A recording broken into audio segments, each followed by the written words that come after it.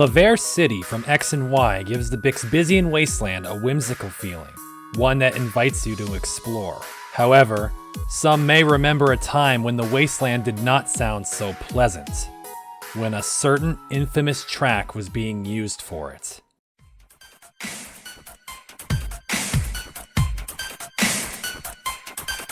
Rather than whimsy, you used to walk through this place with terror, the blood-curdling kind of fear that only the unknown can produce.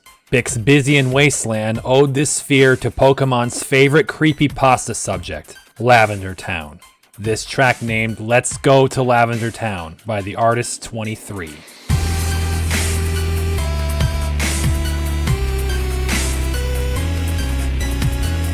I could imagine the reason Ame changed this theme could be either she wanted a different mood in Bixbysian, or something a bit easier on the ears.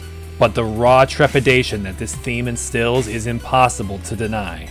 Personally, I was disappointed when the Lavender Town theme was replaced. But not to worry. It's not completely gone. We pick up from where we left off in the aforementioned wasteland, having just defeated Aya. It's time to start heading back to civilization.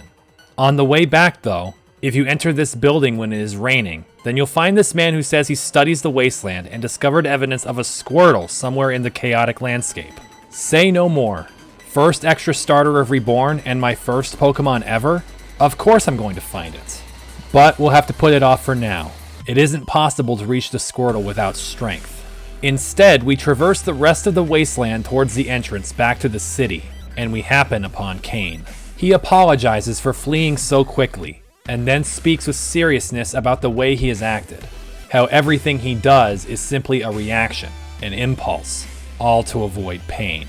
He brings up how he thought he'd challenge the League too, but then realized that if he'd kept with that, he'd have to fight his sister. But then he muses that, since we beat Aya, if he were to win against us, then that would mean he beat Aya. Well, no wonder Kane was standing on the only open tile to get back into the city. I lead the surprise fight against Kane with Meowstic, who is facing down the Alolan Marowak. Bad matchup for her, and then because I'm kind of not into this when I recorded this, I go for Fake Out on a Ghost type.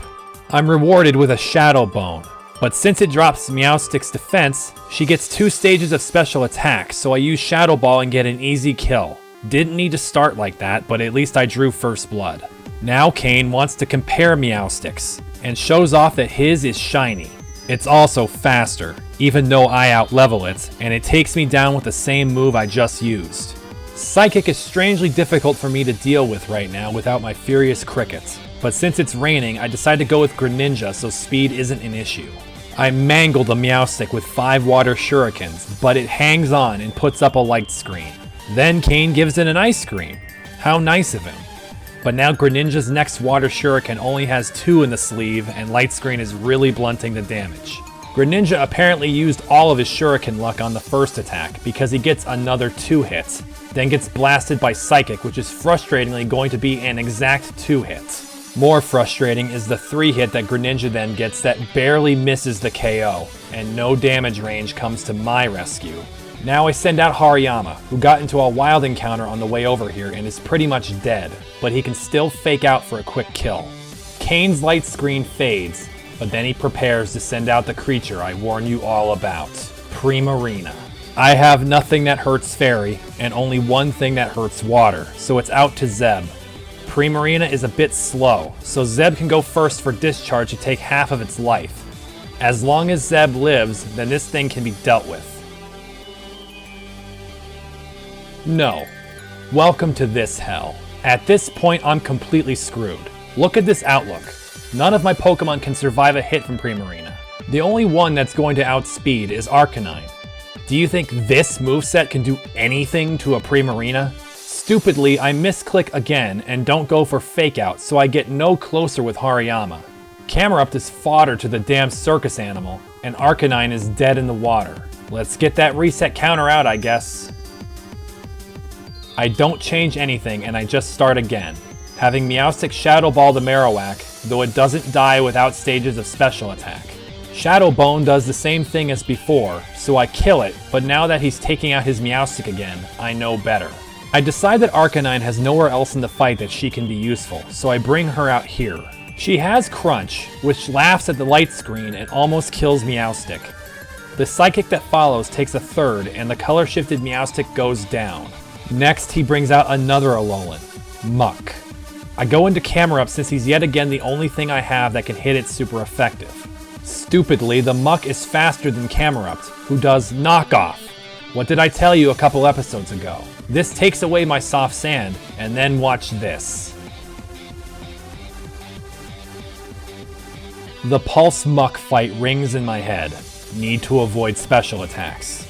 Camerupt won't be the one to do that, so I try my weakened Hariyama, but besides a fake out, his HP is way too low for this. I swap back to Arcanine to go for close combat, but Muck fucking hangs on with 1 HP and a Gunk Shot wastes Arcanine. With 1 HP, I try using Meowstic to just slap the sludge one time, and then Kane drops his ice cream onto the Muck's body with the rest of the refuse. Meowstic is completely out of position, throwing a pitiful Shadow Ball before fainting. I then go into Zeb and decide it just has to kill with Discharge. Remarkably, even though Camerupt did about that much damage with a super effective move, Zeb does it with a neutral move and does kill the Muck. This leads Kane to finally go into his ace, Nidoking. Greninja is still alive and is definitely my best bet, so I move to him, and Water Shuriken gives me enough. But finally, it's that Primarina again. I know what happens if Zeb goes out to face it immediately. Trying to paralyze it and make it miss a turn is just not going to happen. Instead, I try something else. Greninja should hopefully live an attack, and will put smoke screens on the Primarina. All I need is Primarina to miss once against Zeb and he can win. I survive an attack, allowing me to put 2 smoke screens on the seal, and now it's time for Zeb to roll the dice. And he loses. What did I tell you? Damn this Primarina. So Kane may have been onto something about beating us and being better than Aya. Anyway, this time I actually try a bit harder and heal Hariyama and change my lead to Greninja. Water Shuriken needs 3 hits to kill, which I get. But now Primarina wants to play again already. God, I'm so tired of you.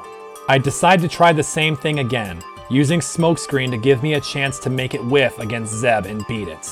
Once again, Greninja puts up 2 layers of smoke while not capitalizing on either of them. I then send Zeb out to fight it, but Kane decides he doesn't want to gamble with that, and instead puts a Pokemon immune to electric in its place, Nidoking. Well, time for me to switch too. Everything I would want out here against Nidoking would probably not survive an attack. I realize that Hariyama isn't doing a whole lot this fight, so he can go out and sacrifice if needed. He takes the first Poison Tail and some burn damage, then fakes out the Nidoking for a decent chunk. Hariyama can tank yet another Poison Tail, and then slaps nothing out of the Nidoking's hands. God damn it, Kane! Hariyama feints to a Throat Chop, as Meowstic now comes in and hopefully, okay yes, outspeeds to knock out the Nidoking. But now we have to deal with that Muck again. I try again with Camerupt using Rock Slide this time, but that honestly did less than Earth Power, as Knockoff and Knockoff take down my Camel. I now go into Arcanine and realize that she is still holding a Draco Plate. Using Outrage, I do a ton of damage, and for some reason, it chose to go for Gunk Shot instead of Knockoff, only to miss it. This lets me easily kill the Muck, but I hope that Outrage fatigues after 2 turns, otherwise... Easiest play for Kane. So here we are again, with a Primarina that is just too fucking strong against this team. However, with Meowstic still alive, I realize that Light Screen is probably enough to keep Zeb alive. I go into her and fake out and then Light Screen. Sparkling Aria does half, but Meowstic then goes first and takes out a huge chunk of Primarina's health before fainting. Really lucky crit as it ended up being. Now Zeb doesn't need the Light Screen to beat the Primarina, and it finally goes down. But of course, there's still one left, his own Meowstic. But thanks to mine, Light Screen remains, and the first Psychic does little.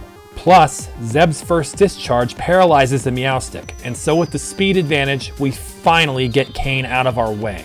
I know Kane is a rival, and rival battles should be very tough and have no single type theme, but this one really annoyed me. Or maybe it's more accurate to say, it reminded me of what's to come. Keep something else in mind, he only had 5 Pokemon this time.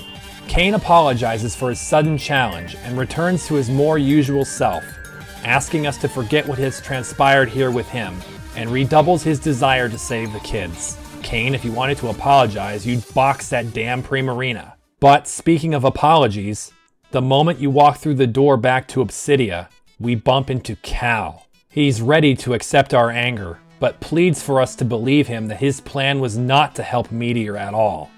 He was ordered by Meteor to set up the pulse, and reveals that all of our efforts to destroy it were in vain, because he had already sabotaged it. However, though Kiki was murdered by Solaris against Cal's will, that leaves the matter of her Medicham, to which he says simply that it's not what we think. He then asks if we believe him. It's kind of unfair, I mean, I know the future. He thanks us for our mercy, and then... yeah, who else would have had it? Why though? Because he needed his Pokemon to push heavy things. Fucking Pokemon logic. Anyway, he mentions the fact that he is resisting charging into where Meteor is to save Shelly because he has to be better than his impulses, and asks us to save them. Buddy, I think there's a difference between exploding at people and fighting them to save lives. Cal then vanishes from the game. Whatever, we have strength now. It's time to unlock so many new locations. First though, let's head back to the Grand Hall to... uh-oh. 1 Togedemaru, half HP. Okay, he threw. Fucking hell. Anyway, back at the Grand Hall and healed, let's catch up on current events. Once again, Gardevoir is a step behind us, only now reporting on the murder of Kiki. Her interview, though, is with Hardy, who makes a case for the superiority of the rock type, even in a world with steel types. Gardevoir compliments his cell and demeanor, being much better than his sisters. Titania. Well, there it is. DJ Arclight, who you got for us? Someone brand new, the Ice Gym Leader, Sarah. He introduces Sarah as a former model turned gym leader, and hypes up her fight as an icy hell. You might think that means we'll be fighting her on icy field like the Beartic, but no. It will be on something much worse. Her ace is purportedly Frostlass, and will make use of her field of choice in infuriating ways. Let's leave it at that until we get there. Now at this point, I decided to train up a lot of Pokemon and get myself a stash of large candies before continuing, since I was dead out of candy when I got to Aya. Also, many of my go-to Pokemon have fallen behind, so I fought the Grand Hall trainers to get them caught up. Well, this one is pretty simple to beat. Let's fight him again. What the hell happened? You know what this was? It rolled over midnight before I beat him, so all of the Grand Hall trainers switched the next day. Okay, let's fight this old man. You fucking bastard. And so it begins.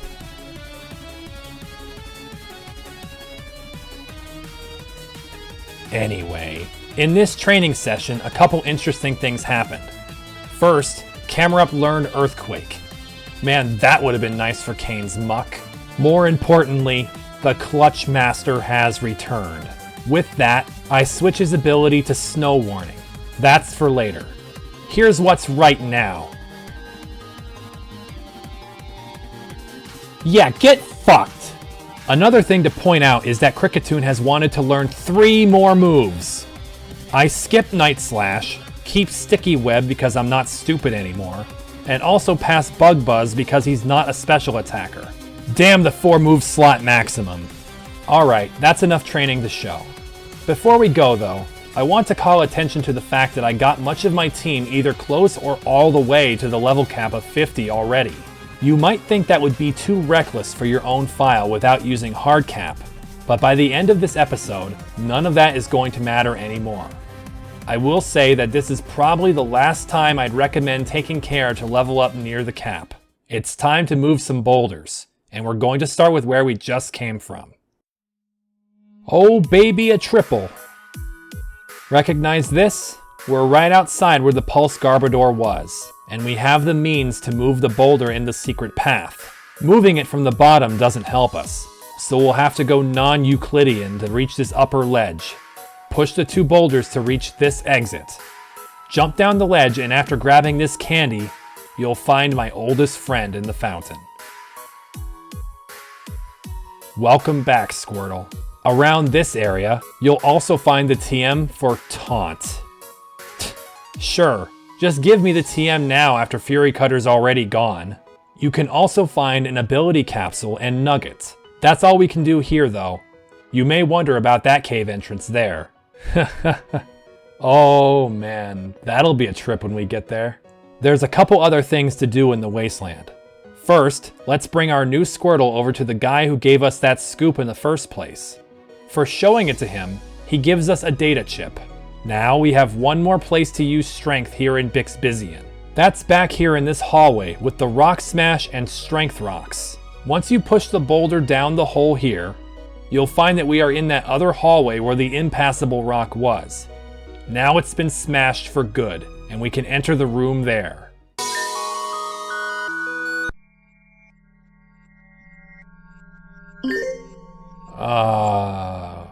What?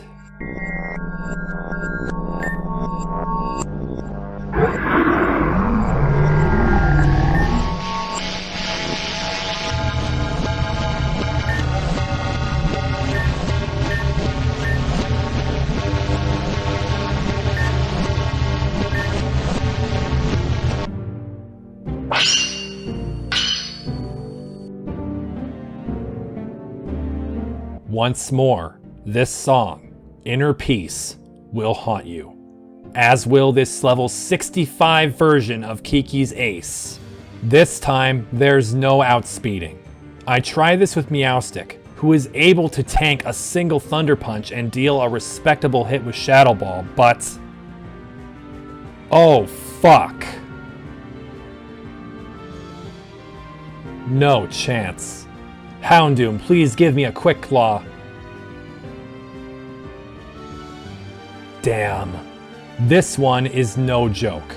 Standing up to the massively overleveled Medicham is not something we can ever hope for. So we'll have to do the only sane option.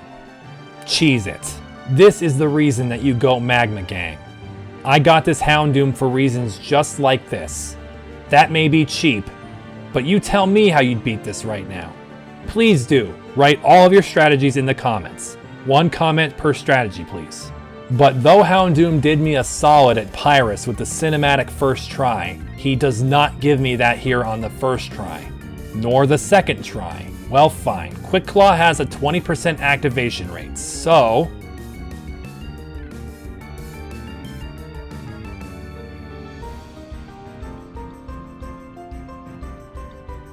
okay, what's going on? I'm twice dry on these odds now. I did put it on him, right? Right. 3 times the odds. What's the matter with this? Is Medicham doing something? No, its abilities don't do any priority nonsense. Is this some kind of RNG seeding? Something is wrong. Like, something is seriously wrong. Finally, 23 attempts to win a 1 in 5. And I was fucking around with 1 in 25,000 odds back on the Tsarina. Defeating Kiki's Spectre reveals that it is not Kiki at all. It's a Mischievous. It agrees to follow us, thanks for the trauma and the doubting of basic math. Okay, we're done with Bixbizian. Let's go to the next most recent place we can use strength. Mount Pyrus. Back up on this floor, you see this strength boulder with a hole. So you push it down the hole. What is the boulder for? Boulder? What do you mean? We're here for the Tepig. Wasn't that obvious? Talking with the Tepig gets it to run away somewhere else in the volcano. Best place to check first would be the other strength boulder down on this floor. Yep, there it is. Move the boulder and talk with it again to keep the chase going. Of course, you'll want to pick up that TM there, which is for Sandstorm. Yes, big one. Now you'll scour the whole volcano looking for the Fire Pig until you reach the summit once more, and find the starter by the crater. Talk to him and initiate the encounter.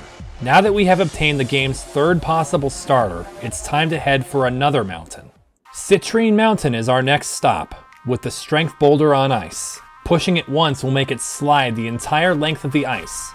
Of course, we also slip on the ice if we approach from the same direction. Let's head all the way around to this... What do you want? Cross the icy junction to find the TM for secret power. Another one that has great use in Reborn since it is also mentioned for every field effect. Now we can leave the icy mountain.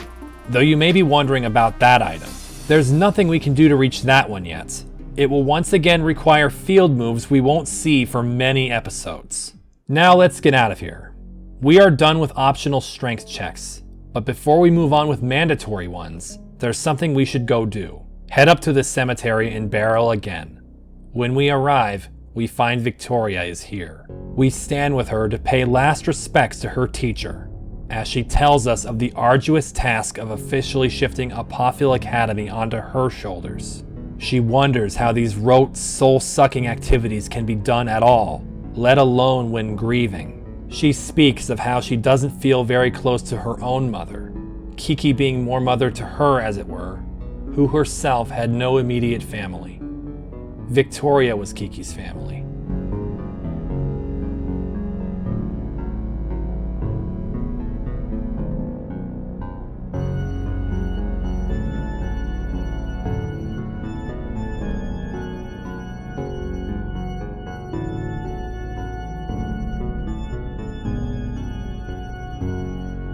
We will move on. The despair compels us. We are almost ready to return to the RailNet to look for the abducted kids, but there's one last side quest to do. This one is really out of the way, and I'm always surprised how soon some of these start. You have to go back to Azurine Island, to the hideout at the southern end. When you arrive, you'll find a drifter sitting here, who makes a blunt demand. Chimecho?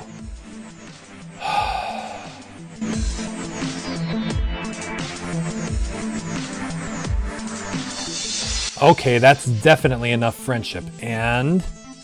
what?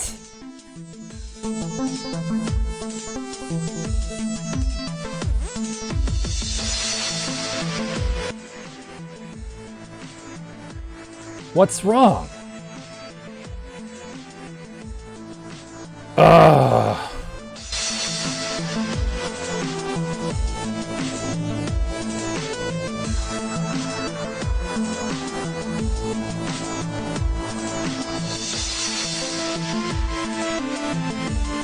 Okay, here's your Chimecho. Interestingly, this isn't a trade. He simply wanted to hear a Chimecho ring, because nothing else helps. Apparently, there's a Pokemon in the basement he caught, and we can take it. That Pokemon is a Chikorita.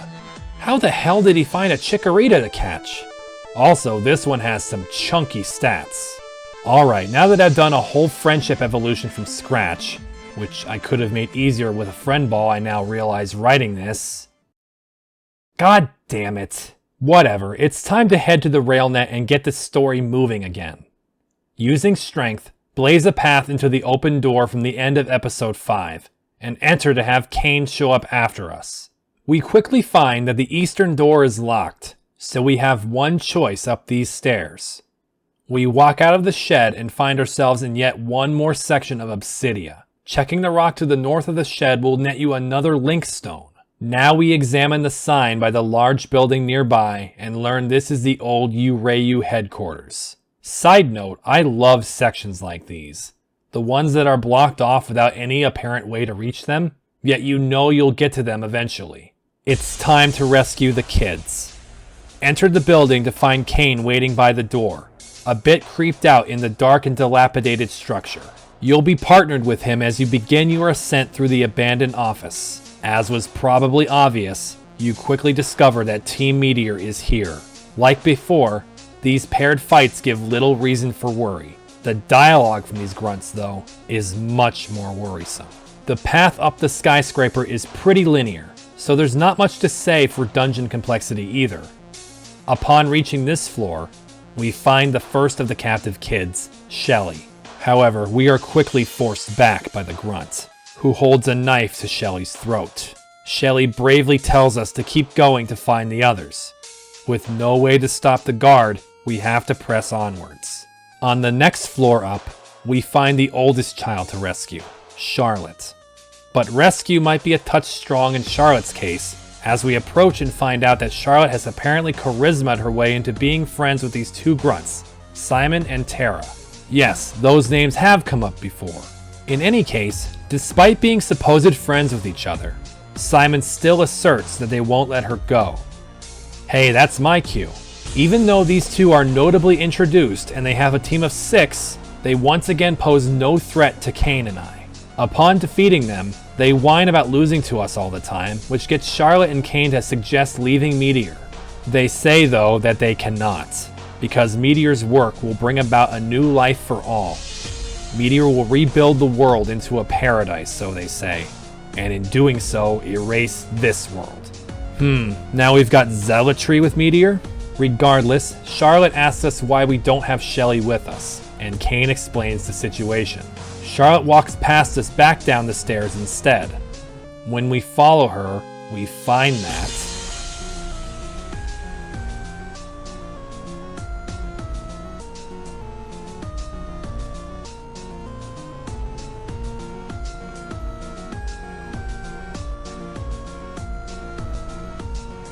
way to traumatize a girl. Anyway, kick these two grunts' asses real quick as Shelly quivers from terror at Charlotte's gambit. Charlotte downplays it with some pretty shaky 16-year-old psychology in my opinion, and the two head up to the higher floors to find the twins and Heather. When we meet up with them again, we find Noel as well, locked in a cage. As Charlotte puts it, what kind of office building has cages? Don't give corporations any more ideas. But the grunts then offer some information about the building, and Urayu itself. It is revealed that Urayu wasn't destroyed by earthquakes. It was infiltrated and shut down by Team Meteor. Noel chimes in that by destroying the Urayu power plant, Team Meteor was successful in ruining Reborn City the first time. That brings us to the present day, where the same plan would have happened again with Julia's gym, except for one thing. Me. Yeah, me. With 2 more grunts down, Noel explains that Heather and Anna are upstairs, but so are Sigmund and Sirius. Furthermore, Noel tells us that they stole an item from Anna. An amethyst pendant. Man, I feel heavy. Must be all this gravity. We proceed yet again up another floor, and this time, we come across a more dangerous adversary, Sigmund. Upon making ourselves known to him, he says how the deal with Sirius seemed very fortuitous for him, requiring he only get something from Heather, the ruby ring.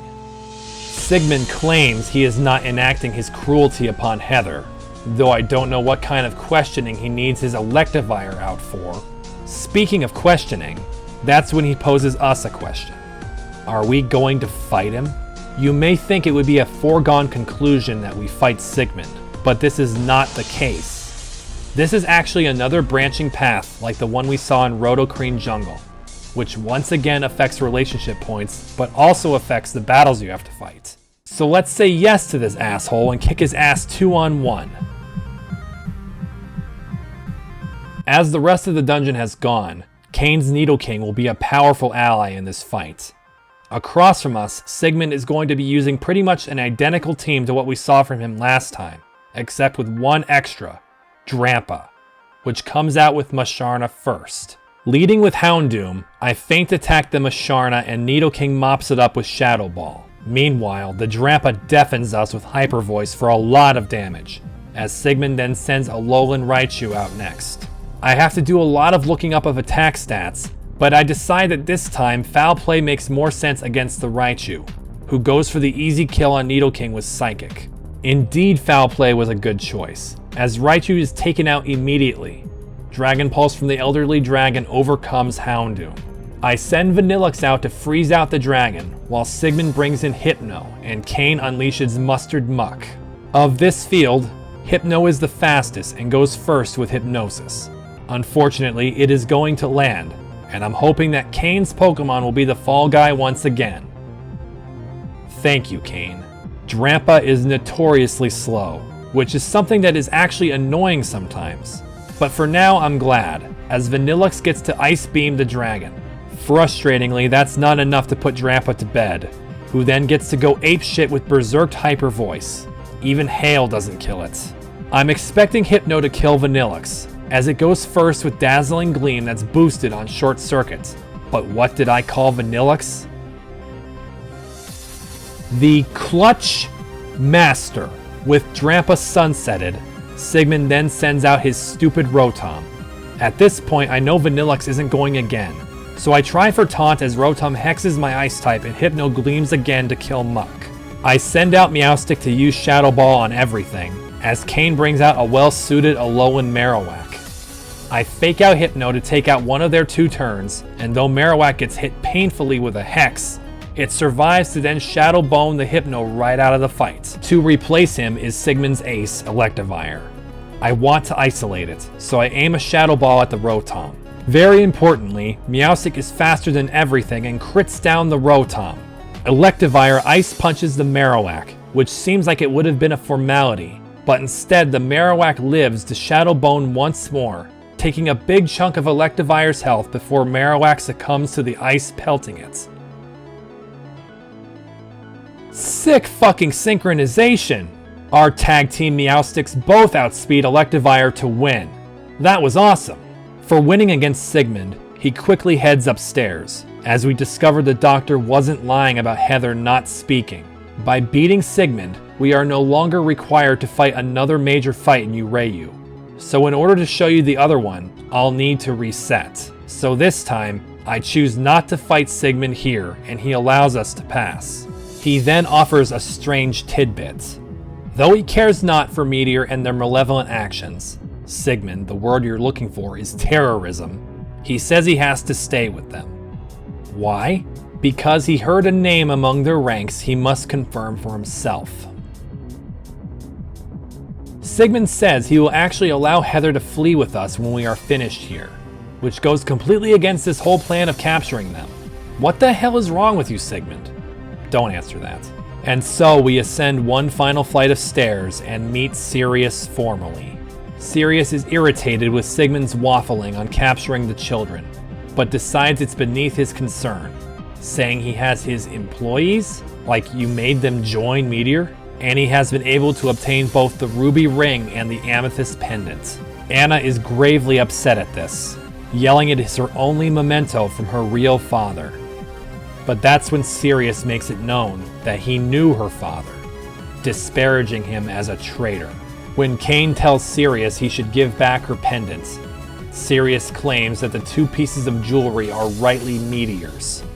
Let's see about that.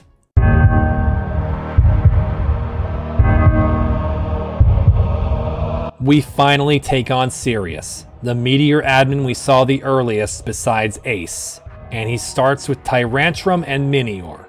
Bad start for a Houndoom, except for one that knows Destiny Bond.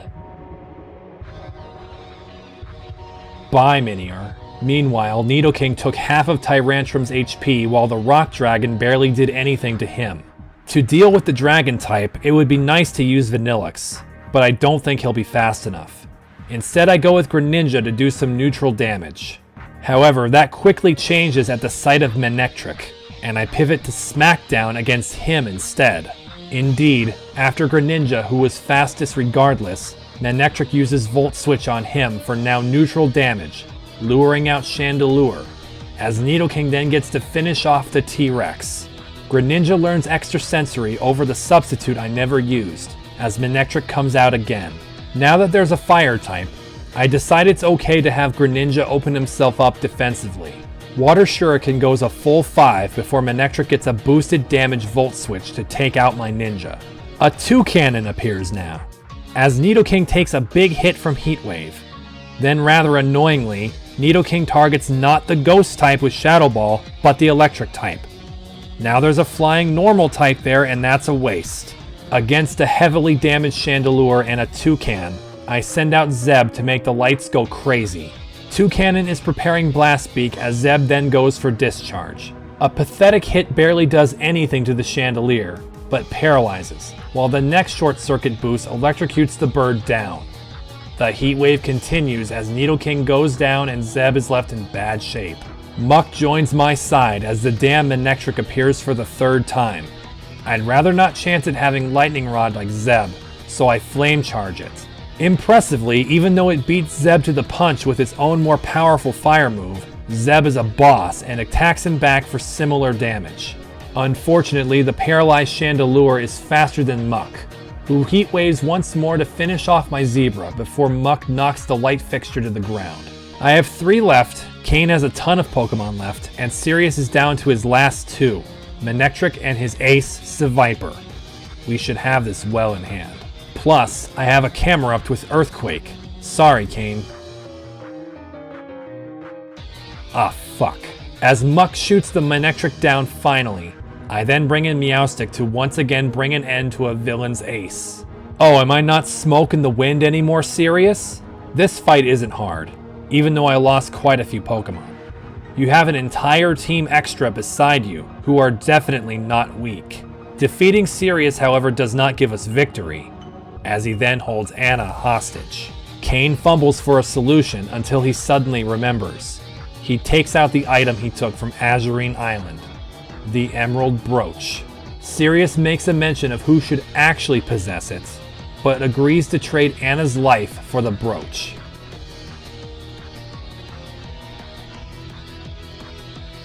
As soon as the trade is complete, Nostra apparently says we need to leave immediately.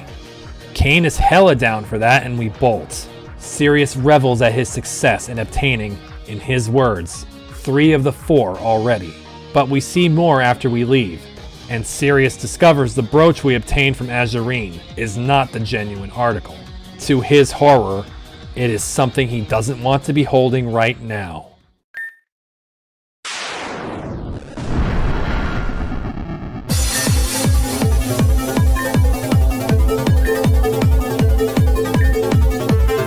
We make a hasty getaway against the backdrop of the explosion on the top floor, and return to the rail net. Kane tries to tell everyone that the door is locked, but Charlotte pickpocketed a key that so happens to unlock the door. The plan to go to the Chrysolia region to the hideout is on again, but Anna exclaims that Nostra isn't feeling well.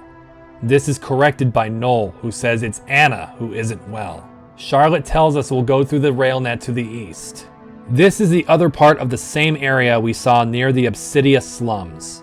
We have full access to everything here, so start item finding the ground and smash more walls open for goodies. You'll see rail switches on the ground, but don't mind those yet. Hit the switch on this wall to open a shortcut back to Obsidia. Go near this weak wall to pick up a revive, then smash the wall to find something very important. A house key. Who does that belong to? This girl. Back in the Onyx ward. This is a huge development, as this means we now have access to the Move Relearner. She says she accepts heart scales as payment, but gives us one for finding her key. I have so many scales anyway, but I'll be glad to spend this one right now. On what, you may ask? The secret sauce for Vanillux's power, Freeze Dry. Let me direct your attention to the part right there. If you know about Freeze Dry, then you know exactly how indispensable this move is. If you don't, then let me show you. On screen now are 4 water types, who all have a different weakness, 2 of which is a type that water is also weak to. In short, you'd need 4 different moves to deal with these 4 typings. Freeze Dry hits all 4 of these Pokemon for quad damage. 1 move, and you cover some of the most heinous Pokemon in the game. Only 1 more move for Vanillux to return to his former glory. For yourself, use the move reminder all you'd like to get a huge boost to your coverage. This was the only move I got for now. Heading back underground, pick up this protein here. Break into this wall to get another very important TM. Rest. Yeah, I sure will. Smash open 1 more crumbling wall to find this item. A corrupted Pokeball. That gives you pause, doesn't it? Well, don't pay it any mind for now. You won't be able to do anything with it for, yes, a long time. After you've cleared out the ground of all of the hidden items, make your way to the very east side of the rail net where your friends are stuck. A pile of rubble blocking the path. Talking with Anna and Noel reveals that Anna appears to be worsening. Charlotte is vexed by the blockage, which gets Shelly to timidly offer an idea. She says that climbing over the rubble is too dangerous for Heather, So instead, she says there might be a spare train car left over in the rail net somewhere to crash through the rubble with. Shelly, you didn't think that all the way through, did you? Too late now. Charlotte is completely sold on using a train as a battering ram. So now we move on to the puzzle of the rail net, which starts by finding a train. The first thing I find, though, is... yes, keep 'em coming. The train you're looking for is in the southwest. Upon boarding, Anna immediately follows us in and tells us she'll get the others. With everyone gathered, the plan is to get this train moving and make sure it has an unbroken pathway to the rubble. Shelly points out the rail switches we saw, and Noel confirms there are 12 of them. The puzzle is fairly easy. Follow the tracks in front of the train and make sure that the train follows a path on intact tracks all the way to the rubble. Once you have set all of the switches correctly, talk to Noel, who will confirm your choices. With that, hop on board and tell Shelly she was useful, just because. Afterwards, tell Charlotte you've made peace and are ready to go.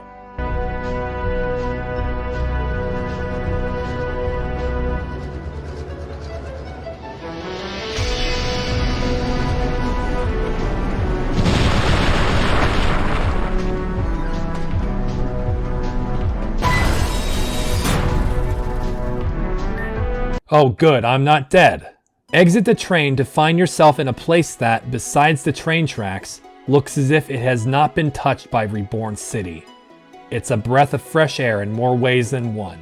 Upon stepping out of the train, Heather immediately draws her salamence and flies away. Kane says he doesn't want her to be alone in her state, and also leaves to follow her. Follow her with no flyer? Good luck with that, Kane. Meanwhile though, Nostra's condition is taking an even worse turn. Charlotte recommends we go north towards her sister's house in that case. Before you go and the music changes, get an earful of Pokemon Mystery Dungeon Sky Tower, remixed for her second time by Glitch City.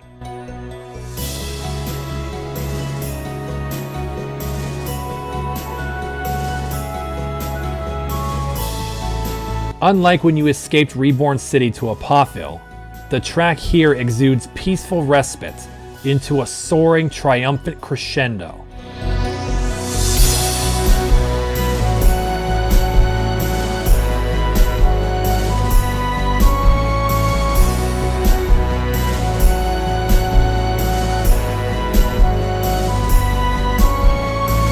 One of the most excellent tracks featured in the game. One that gives you, for the first time, the notion that you can overcome the darkness being executed in this land. Heading north from the derailed train quickly leads to a cave into Tanzan Mountain. There's once again a lot of items to pick up on the ground, and immediately to your left in a nook, you'll find the other rock psychic celestial, Soul Rock. Once you've picked up the sun, approach your friends here. Charlotte makes a mention that the metal beams here are fresh, and so is this. Comforting. These earthquakes happen pretty much all the time as you walk around in this area. Anyway, as you go north, you'll find very little creativity you can take with your pathing.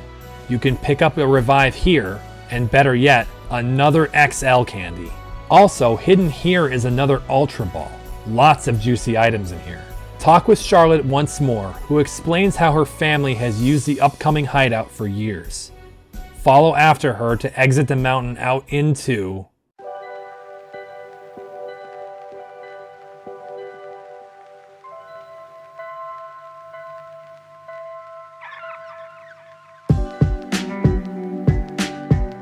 Yet another new track plays here, one much more chill rather than the triumphant one on the other side of the mountain. This one, once again by Glitch City, is Eterna Forest from Diamond and Pearl. It's a very calm track, hence its name in-game as Calm, and it should be a great accompaniment for what's next. Once you enter battle in the grass here, you'll become acquainted with the fourth and final vanilla terrain and the next field effect, Grassy Terrain.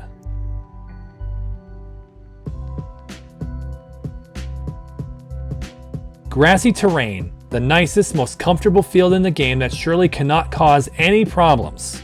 Once more, let's go over the effects this field granted in the base Pokemon games. This field essentially acts as the polar opposite of Burning Field.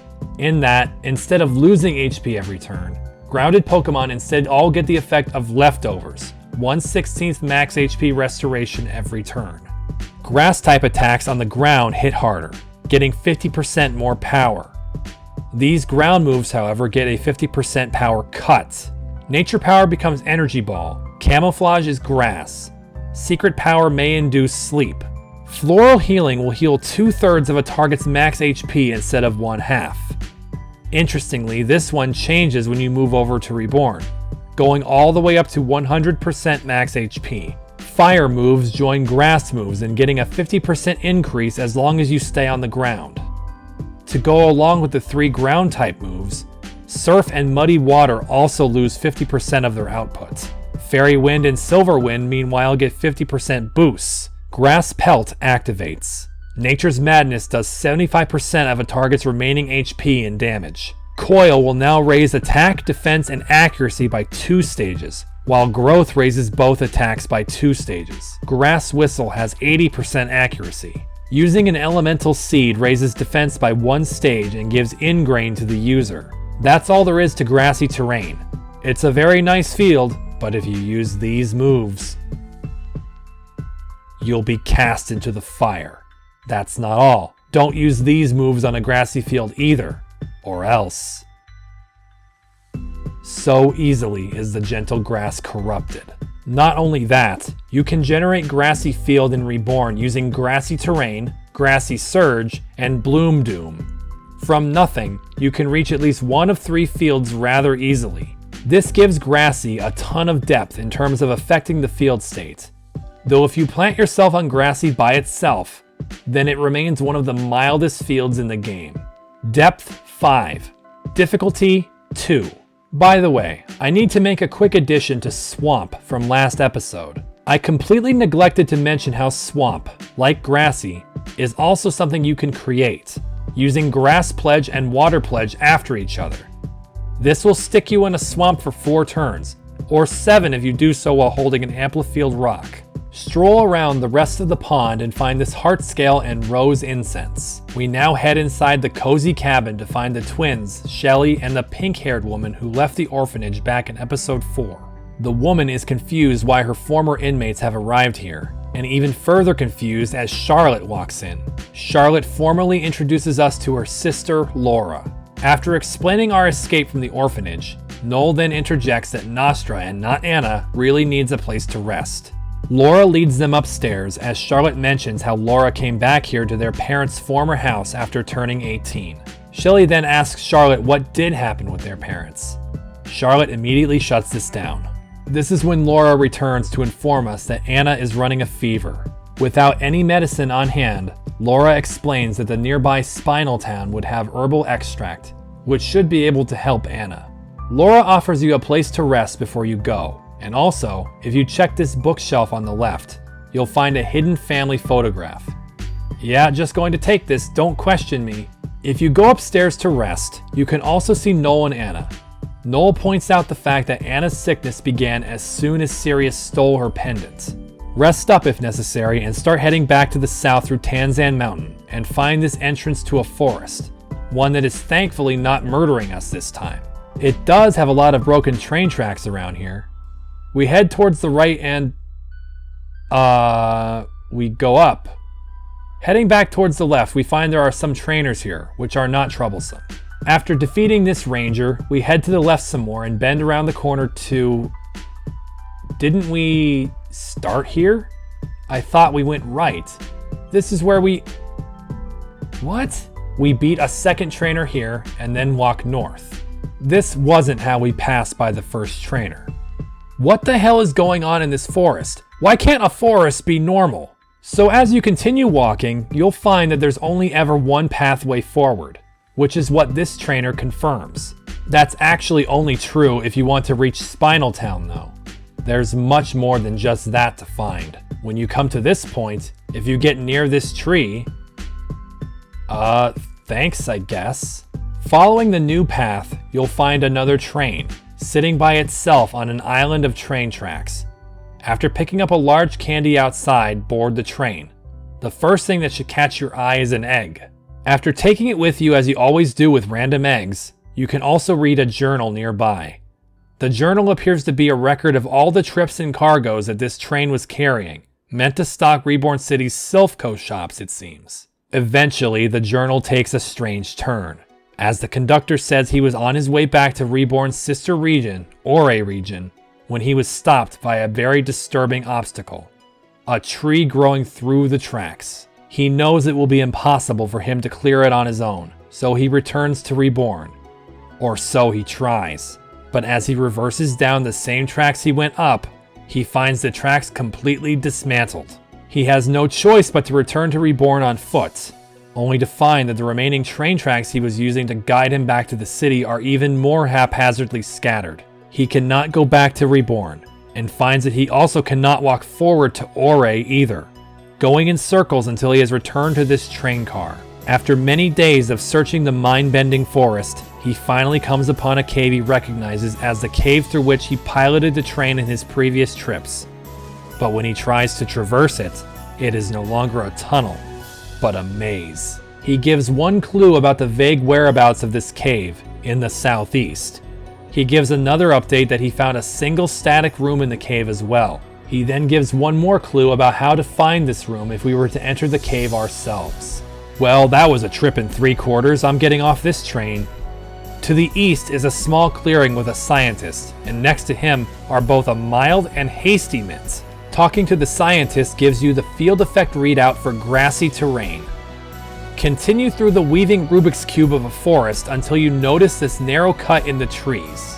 The lady here standing next to this ability capsule is at her wit's end with the forest, and if the weather and your battle actions so permitted, well, that's one way to get through the forest. Enter the clearing here, and you'll find a prominent mossy rock. Yep, that is the one you can use to evolve an Eevee into a Leafeon. You'll also find the readout for Burning Field, and a Quiet Mint.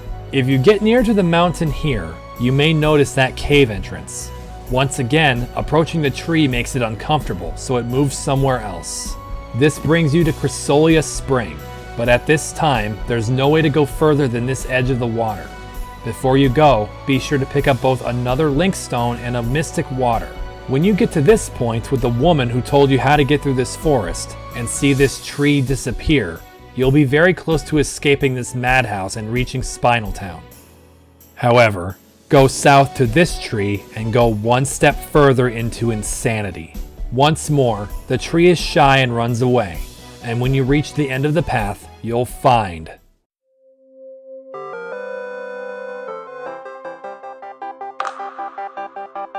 oh god, now we are in the train conductor's nightmare. This entire puzzle dungeon consists of rooms with 4 exits in the cardinal directions. Going through the doors seem to lead to rooms that are exactly identical. Walking to the south will almost always dump you out of the rail cave. However, think about the conductor's clue. The rails don't point you in the right direction. If you take that literally, and walk only through the doors where no rails are pointing, then eventually you'll reach this room. There's another journal, but no sign of anyone. Reading the journal, you discover that the conductor could not navigate the hellish maze to find his way home. However, his last entry records another finding. A glowing door upon the stone, beyond which lay a world of stars. With no energy left and no other options, he must embark into that world, for better or worse. He leaves the journal in the hopes that someone can tell his daughter, named Snow, that he is sorry. In the end, the Pokemon he got for her as a gift remains in this room, as he goes alone into the strange world he found.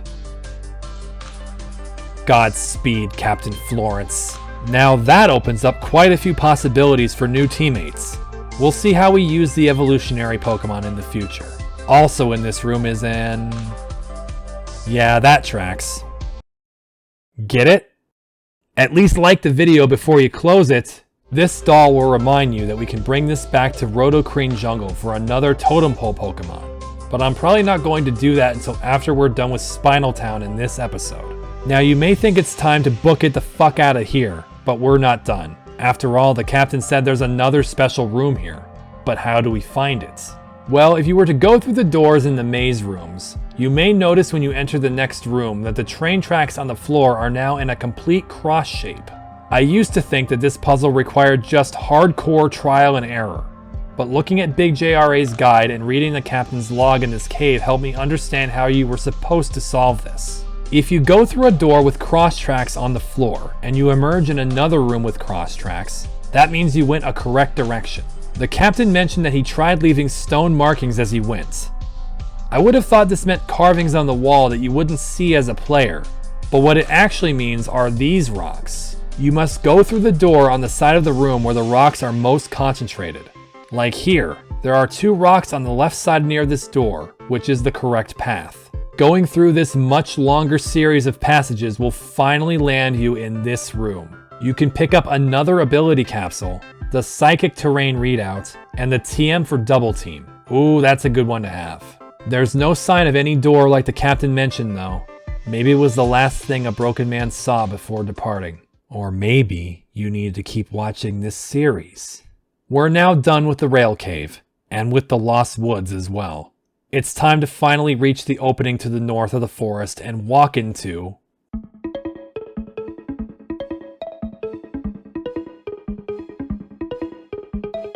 Reading the sign gives it stage fright.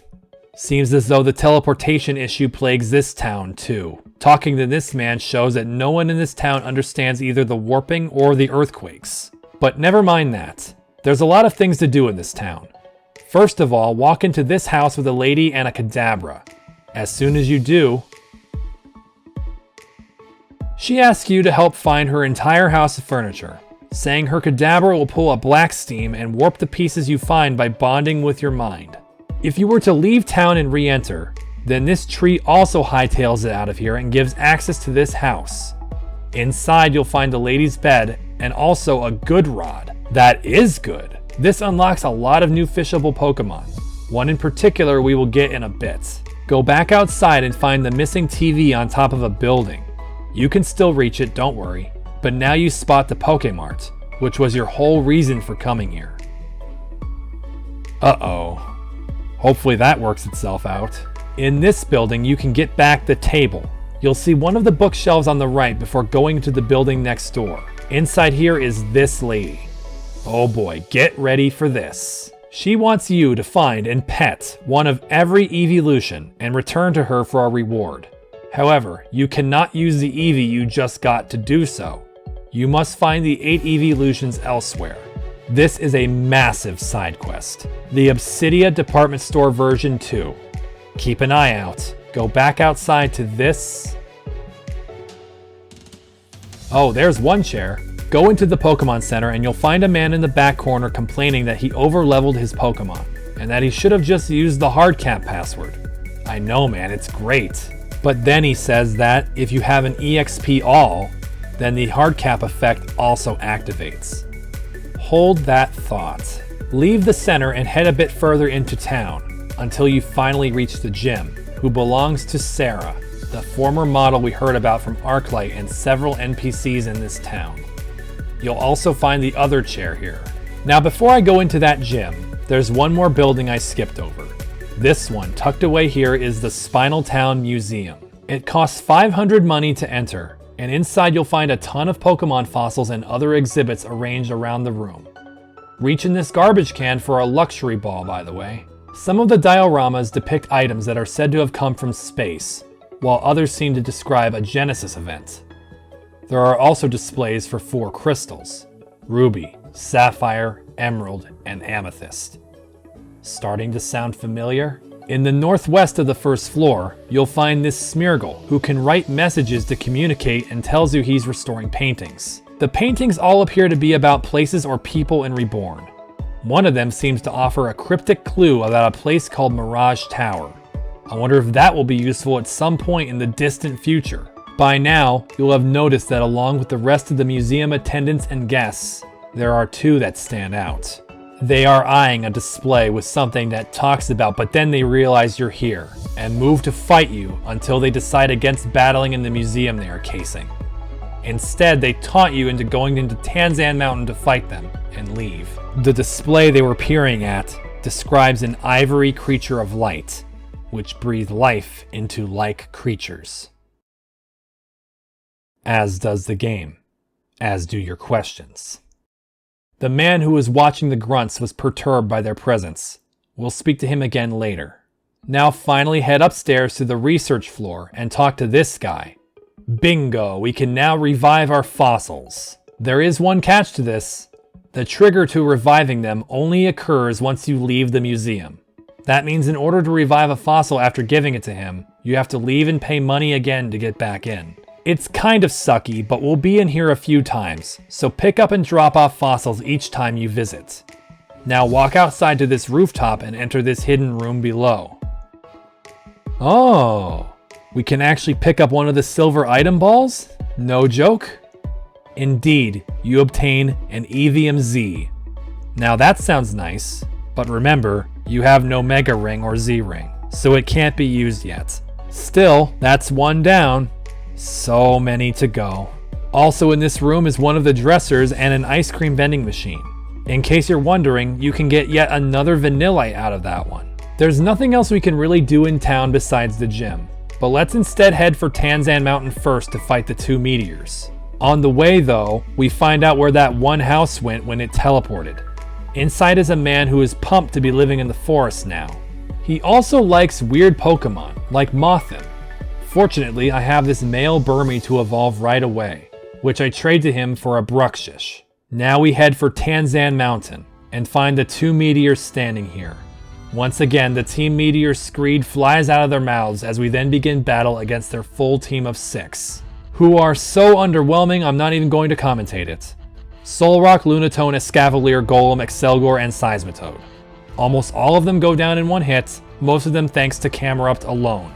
Guys, if you really want to be winning fights, maybe don't bring 3 Pokemon that take quad damage from something. Apparently this grunt seems to be throwing in the towel on Meteor altogether, and they both disappear.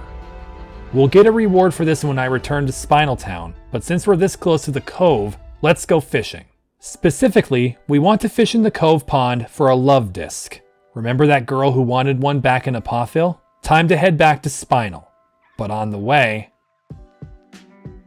Aha! Okay, I don't want to use high-level Pokeballs here, so I need to weaken... No! It is the nature of catching shinies. You won't always be successful. Sad day. Keep going back to Spinal, and find there's now this fountain in the forest. Turns out there's also a Remoraid in there, so catch it. Back in town, going back to see the man in the museum. He thanks us for keeping the museum safe and rewards us with a fossil that you cannot get anywhere else, even from the mining minigame. That is, one of either Plume or Cover, or more specifically, Archon or Tortuga respectively. I choose to take the Plume fossil because I had some intentions on using Archeops, since it's so crazy powerful even though it has Defeatist. We're just about ready to advance the story. Last thing to do is hatch this egg we've been holding since we found the captain's train. That egg contains... Maractus. Cool. We still haven't found all of the furniture for the lady with the Kadabra, which means there's only one more place left to look in town. The Vauclane Estate. Let's just walk inside. Oh. So this guy with this unfortunately terminal case of Yu-Gi-Oh hair runs into us coming out of the door, while simultaneously thinking we are someone named Luna. Strange first impression. He explains he was investigating a large noise, which we discover is the Pokemart we're seeking. It couldn't have rotated towards the door on top of the house. Also, what did these builders make these houses out of? The guy calls to his mother about what has happened, and a lady with dual-colored hair comes out, who notices us and introduces herself as Sarah, the gym leader as she so enthusiastically puts it. She invites us inside while telling her son to go in too, his name being Bennett. Once inside, you'll see the flashing console, on which Ame greets us and tells us about Sarah's gym and her preferred field effect. Going to leave you in suspense a little longer. Walking forward, you'll see Sarah and Bennett, and talking to Bennett first gives you a very long-winded explanation that Bennett likes bugs. If you say yes to whether you knew that Cascoons have perfect memories, that gives you a relationship point with him. I didn't know that, so I missed that one. I also missed another one where you talk to him a second time. Anyway, talk with Sarah now, who says there isn't much she can do about the Mart. I mean, yeah, you aren't a superhero, and it's not like Pokemon can move anything bigger than boulders. She says that we can wait for the Mart to hopefully move again, and in the meantime we can battle her for the next badge, I guess. Bennett suddenly cuts in that this person called Luna is also a gym leader, a girl with blonde hair and black and white dress. Little bit stalkery, Bennett?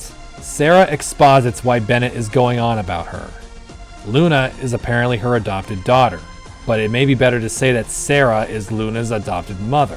She says she is sure that she had never had a second kid since the first one went so roughly. Jeez, he's standing right there.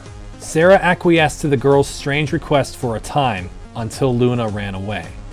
She doesn't know who her parents really are, saying they aren't gonna just show up. In walks a man who apparently walks the path of his Lord Arceus, introducing himself as L. He just so happens to be looking for his daughter Luna. Boy, that's some comedic timing. We find out that Luna denounced L as her father, and as he puts it, now walks a path of darkness. Sarah tells him she has also left this place, and knows not where she has gone next. When she presses Bennett though, he stammers out a denial. L is disappointed and asks that Sarah give him some time to rest here. She obliges and tells him he can spectate the gym duel she is going to have with me. She tells us to proceed through the doors to the north. Sure, but first let me just ransack your whole house. Heading upstairs you'll find 5 entrances, though one of them is locked. The top left one contains the TM for Dream Eater. The bottom left one has holy shit Bennett, you live like this? He's so disorganized he and you would probably not realize this isn't even his bookshelf. Despite the clutter in the room, nothing is interactive except for this weakness policy, nice, and this bug memory, also nice. Head over to the bottom right room to find another room burgeoning with bookshelves. On the table is a field effect readout. Please, just a bit more time. The final room has an intensely different decor and contains a silk scarf. Before we go into the gym arena, we have now obtained all of the furniture for the lady.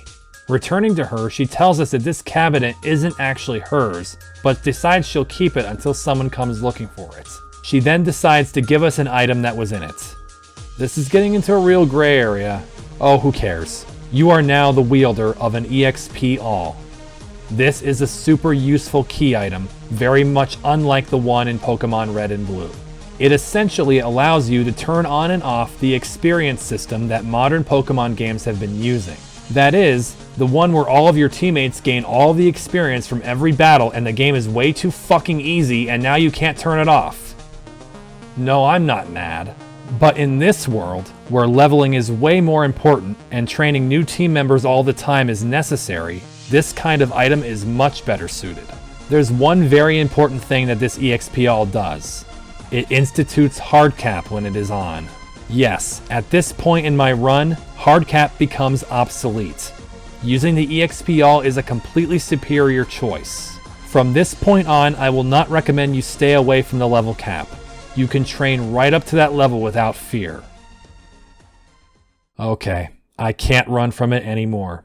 We now have to introduce the next field effect, as we will be battling some gym trainers before Sarah on said field effect.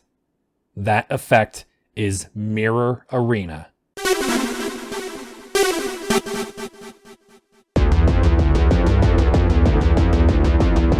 Welcome to the first of the class of field effects standing all on their own. The field effects that eviscerate you with so much malice you'd think you'd run over its field-shaped pet. I dubbed these fields the Killing Fields. Mirror Arena gets to have 2 distinctions. That it is the first killing field that you will fight a major battle on, and that it is the most irrelevant field in the entire game. Don't get me wrong, Mirror is a field that you will surely hate. However, it is one of the easiest to get rid of, and from what I can remember, the least common field in the game. You will barely ever see this field again after this gym is over. That's not to say Sarah isn't about to wreck your shit with it, and here's how. There are a lot of unorthodox effects on this field. First, critical hit ratios of a Pokemon are added in stages based on the differential of your Pokemon's accuracy and evasion against your target's accuracy and evasion. This means that you can effectively have 24 extra stages of critical hit ratio. What does that mean? Well, you actually only need a differential of 4 or higher, then you get guaranteed crits. That's becoming a recurring theme. Next, if a Pokemon misses a physical contact move, they will lose 1/4 of their max HP and lose 1 evasion stage if it was raised. Bright Powder and Lax Incense will raise evasion by 1 stage on switch-in. Wide Lens and Zoom Lens raises accuracy 1 stage on switch-in and applies Laser Focus, which, to remind you, guarantees the next hit to be a crit. These 4 abilities raise evasion by 1 stage on switch-in, while Illusion raises it by 2. Magic Bounce will raise evasion 1 stage both on switch-in and each activation. Keen Eye and Compound Eyes raise accuracy by 1 stage on switch-in and give Laser Focus. Illuminate lowers all opponents' accuracy by 1 stage on switch-in. Now for some move differences, which interestingly take all of those evasion boosts I've been talking about and make them into valuable opportunities. All single target non-contact special moves will always hit opponents with raised evasion. If they are one of these moves, then they get double power. Origin Pulse, since it's multi-target, only gets the damage increase. Then you have Mirror Shot, which does everything. It doesn't miss, does double damage, and will always lower accuracy by 1 stage. These moves deal 50% more damage and never miss. Double Team now raises evasion by 2 stages. Flash lowers accuracy by 2 stages. Mirror Coat will raise evasion and both defenses by 1 stage when it is used successfully. Mirror Move raises accuracy and both attacks for being used successfully. Aurora Veil is a monster of a move, being allowed to be used without hail, lasting for 8 turns, and raising the user's evasion by 1 stage. Light Screen and Reflect, similarly, last for 8 turns and raise 1 evasion stage. Nature Power becomes Mirror Shot. Camo is Steel. Secret Power may lower evasion 1 stage. Synthetic Seeds will raise evasion by 1 stage and give the user a magic coat. So that's the field. Even before battling Sarah, you can predict this field turns fights into a chaotic mess, rife with reversals of fortune, all due to the chance of a miss due to evasion and accuracy. But if you try to abuse that evasion for yourself, you might fall prey to a reflection that decimates your Pokemon. So what would be the best way to deal with this killing field? Use one of these. The Pokemon on the field will lose 1/2 their max HP unless they have Battle Armor, Shell Armor, are semi-invulnerable, or doing one of the Protect moves. But that's all. Smash the mirrors and now the fight with Sarah becomes a fieldless fight, which interestingly was how it was for much of the game's history, as Mirror Arena wasn't introduced until later releases. Maybe it's completely on brand, but it makes the field completely irrelevant. It is much harder to remove nearly every other field in the game, unless you put a lot of effort into doing so. Usually nothing less than using up a party slot and a Z move to use Splintered Storm Shards. Here though, you can use 1 Bulldoze. It's really that simple. If you don't want to just break the field and Sarah's ego into a million pieces, then you'll be hurting severely. The random nature of Pokemon comes out full force here, and strategy basically boils down to if you have the moves that will always hit. Trying to take advantage of the accuracy and evasion modifiers may be wasted effort, since having higher evasion may be a detriment. If you do want to take Sarah on without breaking her field, bring special attackers to this fight, and hope you don't lose the fight to RNG, dude. Depth 5. Difficulty 8. Now before you reach Sarah herself, you're going to be able to get a taste of the Mirror Arena against a few other trainers first, while also figuring out how to solve the gym puzzle. After defeating this trainer, she will explain that this is a spot the difference puzzle. Whatever vertical column in the room possesses a mistake compared to its mirror image is where the wall you need to smash open is. Be warned, not only will you take damage if you choose incorrectly, but it will also hurt your relationship score with Sarah. Make sure you save before testing and reset if you mess up. This first room is pretty easy once you notice this chair behind the plant leaves. The next room is less obvious and can trip you up since, both sides technically have a difference. Notice here that it is the pink plant on the left side of the room, while the other side has 2 of the same color plants. It's a good thing that I saved for the puzzle in order to avoid missing relationship points, because as soon as you step through this opening, you are suddenly accosted by Bennett, who tells you that it is customary for him to battle his mother's gym challengers. His goal is to become good enough to become a gym leader himself. Though that would make him a gym trainer like the previous 4, he is both not an ice-type user, as you could probably guess, and significantly stronger. But crap, I have new teammates I didn't want to spoil yet. I guess we'll see if Bennett ruins that. The first thing out on my end is Arcanine, but I'm met with Larvesta. If only I had Camerupt up first, I would use Rock as I was apt to do against any Volcarona. I go for Heat Wave anyway, as the Larvesta has a wide lens that boosts its accuracy to give it a crit stage.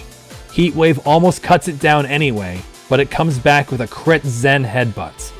My second attack burns up the bug, but the Pokemon out next returns from Shelly's team, Masquerain. I leave Arcanine in on this, which goes badly as it immediately Hydro Pumps Arcanine. I can't be sending any fire types out into that, so I send out Vanillux. Though Masquerain is faster and hits with a boosted Signal Beam, Vanillux takes it and responds with a Freeze Dry. I did this because my dumb brain thought it was water and bug, and that would mean 4 times weakness. But I don't know why I got this crossed up so bad. Masquerain is flying anyway, not water. But fortunately, all this is salvaged thanks to Hail.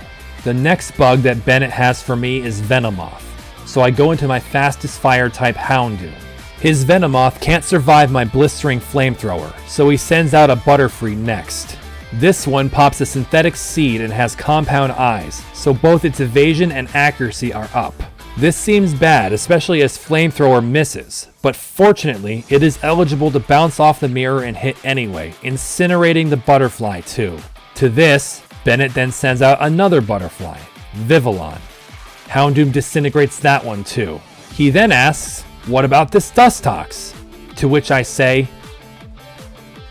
"What about it?" Well, I didn't think Bennett holding 6 Pokemon would fall like a bowling pin like this, but I'll take it. I get to keep my last 2 Pokemon secret. With Mr. Lepidopterus out of the way, L compliments our battle. L then makes an observation to Bennett, that his goal to be a gym leader is too small. He says Bennett could become an Elite 4. How could you figure that, L? Did you see that same battle? Bennett is likewise in disbelief of such a possibility, but L assures him he can help him to start reaching towards this goal. They go to leave to spectate our fight with Sarah, as L tells us a mantra as he goes, one with a sinister undertone. I am telling you that I am narrowing my eyes at him. You can't see it, but that's what I'm doing. One final iteration of the mirror image puzzle. This one is kind of annoying. In the end, the answer is here. I don't actually know why that is. Maybe the color of the shelf in that column is wrong, but I don't know what it should be. Never mind, we've reached the final room where Sarah awaits to show us the power of the first killing field. Time to go over the team I brought, most of which you've seen thanks to Bennett's interruption. Let's start with Arcanine. She's very well-rounded, holding a lot of type coverage and being very reliable to tank, do damage, and outspeed. The only thing that's unfortunate is that Heat Wave won't bounce on Mirror Arena like Flamethrower would, and I don't feel like spending Heart Scales just for one fight. Next up is Houndoom. As you saw when he torched 2/3 of Bennett's team, he should be similarly beastly against an Ice-type gym leader. He may not be as likely to survive a hit, but he's also very fast. If it comes down to it, he can self-sacrifice with a cheesy Destiny Bond. Then we have my 3rd fire type in a row, Camerupt. I'm sure that comes as no surprise, though once again like Florinia, Camerupt is not resistant to this gym type. Now you might think that Camerupt is here to destroy the field and make Mirror a non-issue, but here's the thing. There's a relationship point opportunity with Sarah where you must not destroy the Mirror Arena. Yeah, the game does expect and reward you for allowing it to keep its extreme advantage over you. I'm going to take this challenge. It will probably be horrible. But anyway, Lava Plume and Rock Slide will be Camerupt's bread and butter against her ice types. The last returning member in this team is Vanillux. It might seem weird to mirror her type, but Vanillux has 2 boosted moves. First, Ice Beam, which gets especially more powerful, but also Mirror Shot, which is both good against Sarah and additionally boosted. Though I'm kind of expecting that move to come back at him, he's the clutch master. He's been defensively trained, especially in special, so he'll handle it. Now a couple new entrants, starting with one I already mentioned I used in my previous playthrough. Mawile. She's here, and she's ready to rock. And by rock I mean steel. Ironhead is going to trash ice types, especially with her sheer force ability. She may not be fast or durable, but she resists ice, so she should be capable of putting big holes in Sarah's team. Lastly, I brought a big bastard to take anything Sarah can throw at me.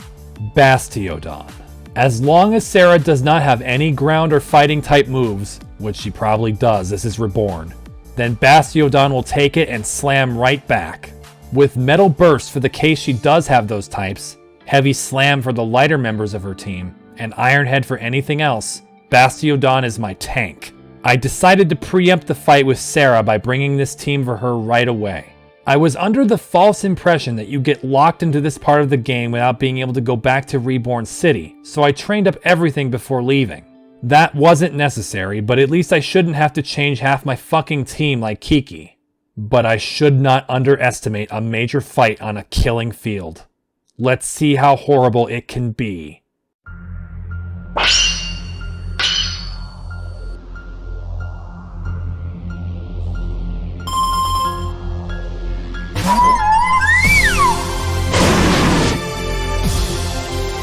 I begin with Arcanine, who is met with a Glaceon.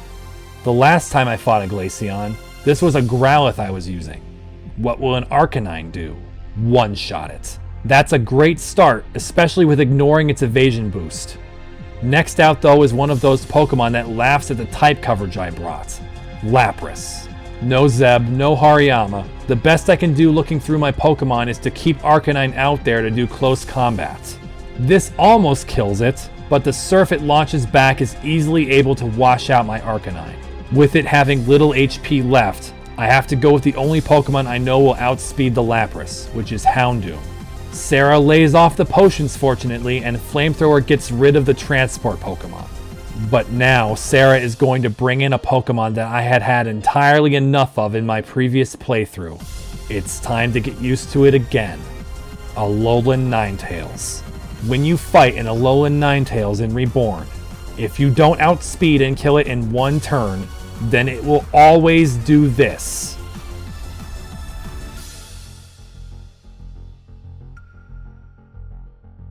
You will see Aurora Veil so many times in this game. It is given so much love on the field effects, as you've heard a lot of already. Fortunately, Sarah once again doesn't save the Ninetales from the mop-up Flamethrower, bringing the gym leader down to 3 already. The former model is now getting ready to send Jinx into my Houndoom, a bold move. I'm hoping this means she is already out of options to clear my Houndoom. Flamethrower takes the Jinx under half and burns, but the bold move turned out to be Focus Blast, which sends my Houndoom flying. I think about sending Bastiodon into this, but that's probably more than he can stand. I only need to do a third, so I send Mawile out. It is now that I remembered what other move Mawile has. How does it feel? Things are looking up. But next comes another Alolan Pokemon I absolutely despise, Sandslash. My only fighting move is on one of my 2 fainted fire types, leaving me with one last quad weakness user, Camerupt. Out comes the Sandslash, and since it didn't get a boost for Snowcloak on Mirror Field, that means it has Slush Rush and is a goddamn speed demon. Camerupt has to survive a hit and... survived and Anger Point? Ugh.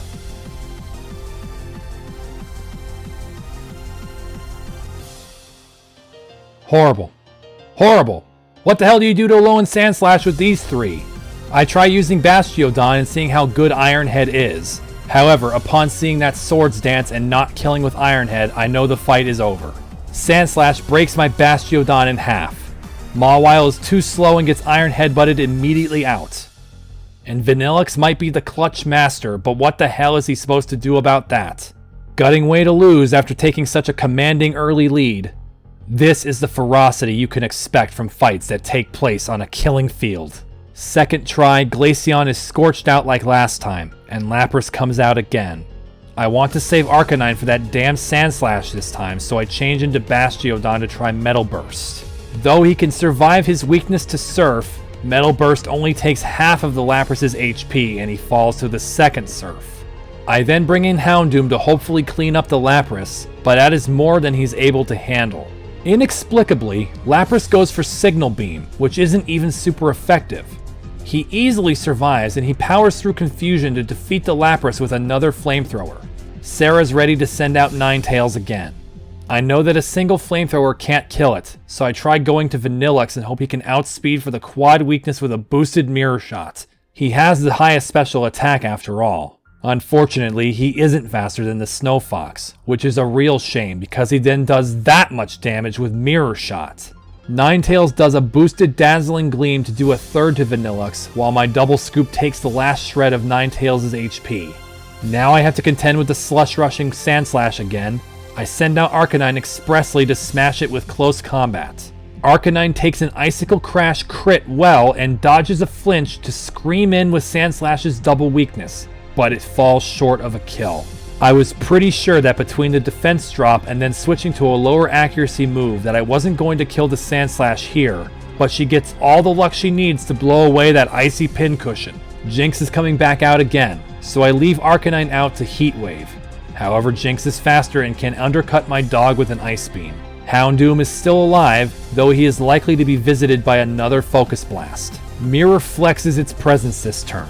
I go first and miss with Flamethrower, which bounces and actually hits, taking 2/3 away from Jinx. But Jinx's Focus Blast also misses and also bounces. In the end, Houndoom could never get away from that Focus Blast. I then go back to Mawile to try the same killing blow as before, and even with higher health, the Sucker Punch gets Jinx again.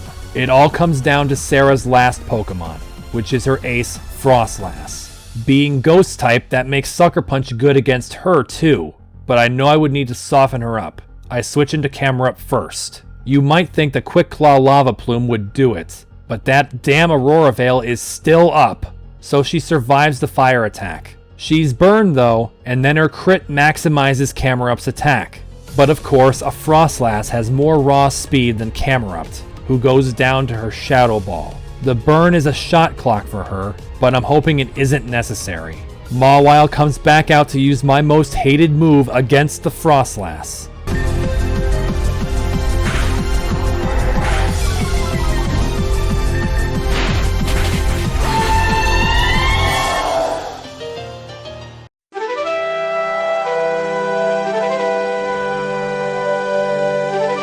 Whoa, that was close. That last second miss and crash, plus a crit Shadow Ball, everything was against my Mawile on that turn.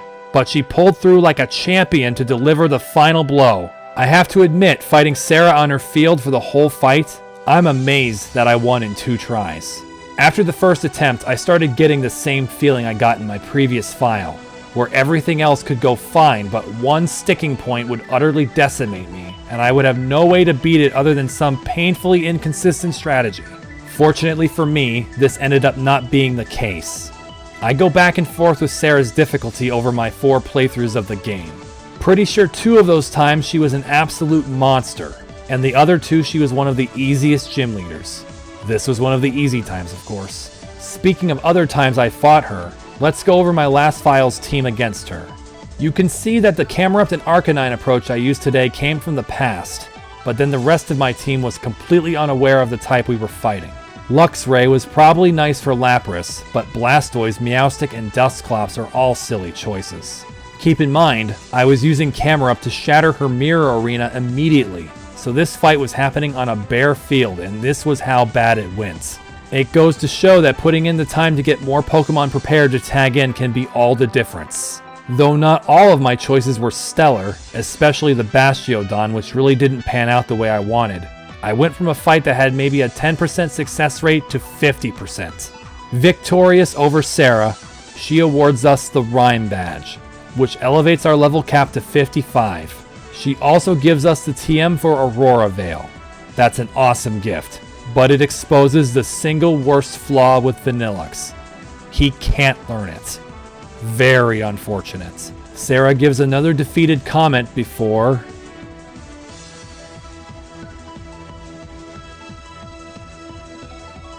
Sarah goes to check out the source of the disturbance, which then switches us to omniscient mode to see this scene with Elle and Bennett.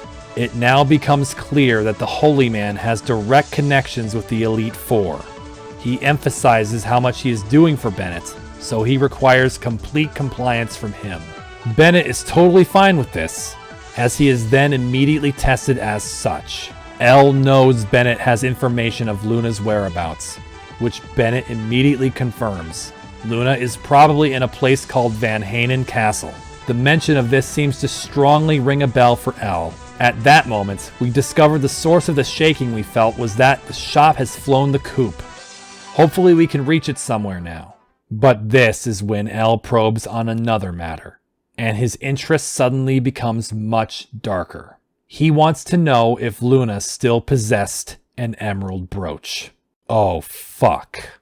Bennett is quick to appease Elle's question, who then thanks him and bids Bennett to follow him immediately.